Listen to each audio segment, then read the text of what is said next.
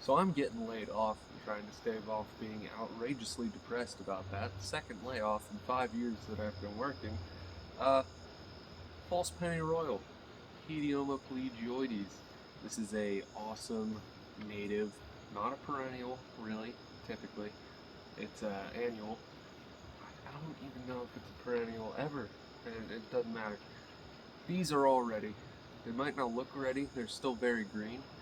And when the majority of these fruit have turned this kind of yellowish color, and if you look down the actual fruit, these calyxes, you'll see that there's a little black dot, and that's the ripe seeds down in there. These can have, I think, anywhere from 1 to 3 seeds. About that, it's hard to tell sometimes. They're very small, they're like the size of grains of sand. But all of them are ready, and I'm impatient, so I'm gonna collect the seeds off of these and a few others, such as Collinsonia canadensis. That's another great native. Now, false pennyroyal, which is this, very upright, very small, is not to be confused with this. This is pennyroyal. So this is actually Mentha pelagium, which it shouldn't be confused with Hedeoma pelagioides. This is named for this, obviously. This is a non-native European plant. I think it can survive here in Pennsylvania in certain microclimates, usually more towards like the Lancaster area. Definitely once you get further south, it has more likelihood of lasting through the winter. But here where I am, it does not, whereas this will come back from seed usually year after year. Hedeoma pelagoides, Mentha pelagium. Don't get them mixed up. Very different plants. Both equally beautiful. I mean, look at this one. This is just from a couple of seeds that I bought, and I have been dividing it out. I got 3 other pots here. And they're establishing pretty well. But now let's get into what you actually want to see, which is what these seeds look like, and how I actually collect them. I actually just have a little container here. I accidentally sprayed some water in it. Shouldn't be that bad. I've wiped it out. But collecting the seeds off of these is super easy. I don't really care if I get any leaves in them. I just want to crush them up and get them processed. Basically, I just take one of these stems. I'll probably just do this big one here. Pull up on it.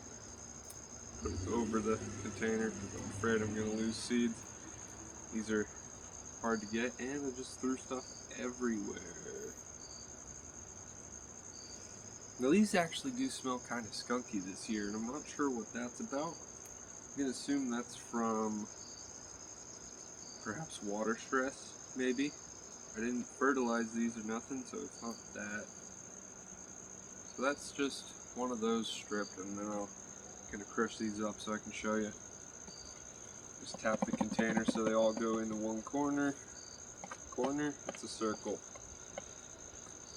Yeah, there's no corners on a circle, but I can just pinch them, put them in my hand, get all of them, and just kind of crush them up like this. Well, it looks like I might actually have to let these dry out, but I can show you the seeds. These are actually what these seeds look like. Make sure this is actually... These are what these seeds look like. Just tiny little dots. And these are worth more than gold to me, honestly. Awesome plant. Grows in like shale, basically. Like shale cores and things like that, roadways. So since they're so wet still, all I'm going to do today really is just kind of strip these. And I'll leave them in this container to dry. Probably only take a day or two inside. But it is literally just as simple as grab a stem and peel them, essentially. And again, I'm not worried about these leaves. They're insignificant in the process of cleaning them. If you're interested in how I actually clean a lot of these Lamiaceae, Lamiales, I have a whole video on it. It's about 20 minutes long, and it's very straightforward. But it's just kind of nice to see the whole process for a lot of seeds. So I would definitely recommend checking that out. I believe it's called cleaning native wildflower seeds. These are the thought. I am losing seeds. I can feel them hitting my legs. I'll probably fast forward through a lot of this.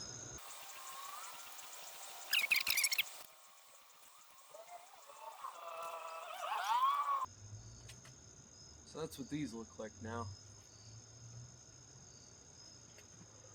It's kind of hard to describe what these smell like. It's like somewhere between peppermint and like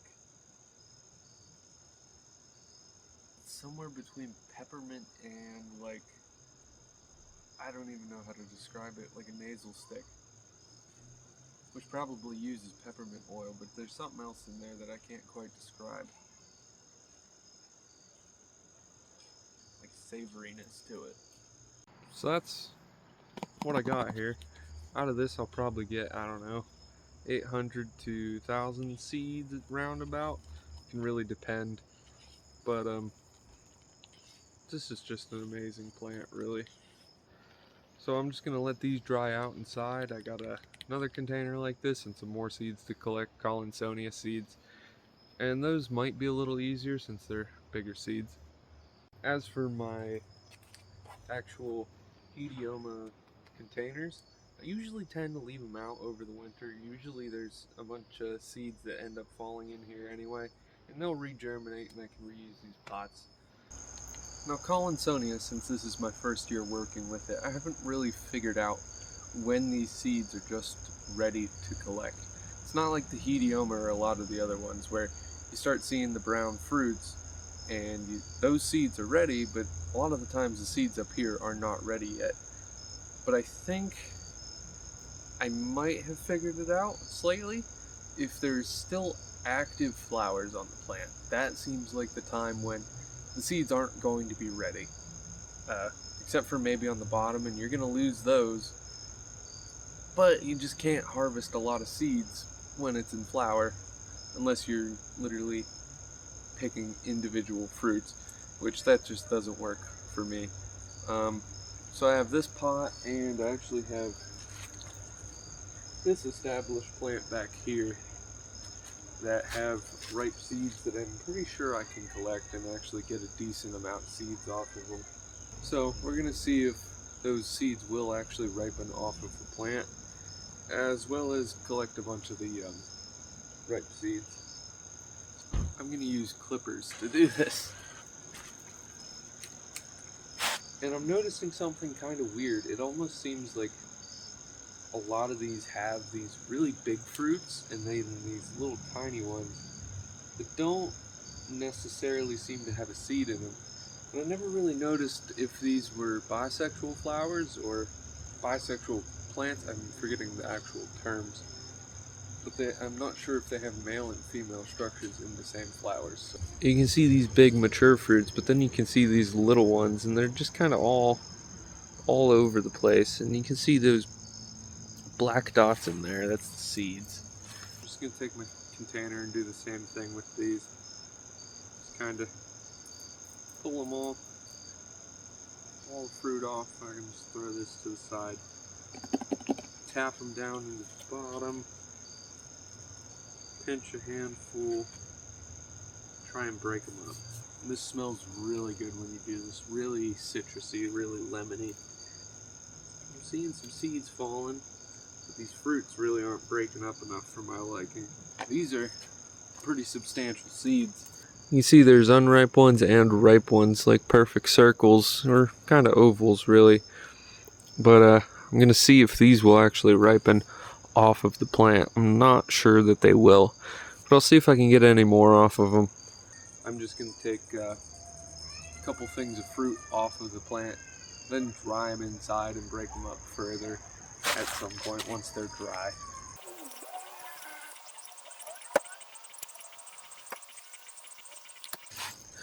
So that's all the stems I got off of these. 1, 2, 3, tiny one, 4. So then I'm just going to strip these down, and these are going to go inside to dry as well. That's pretty much all that I got off of here for now.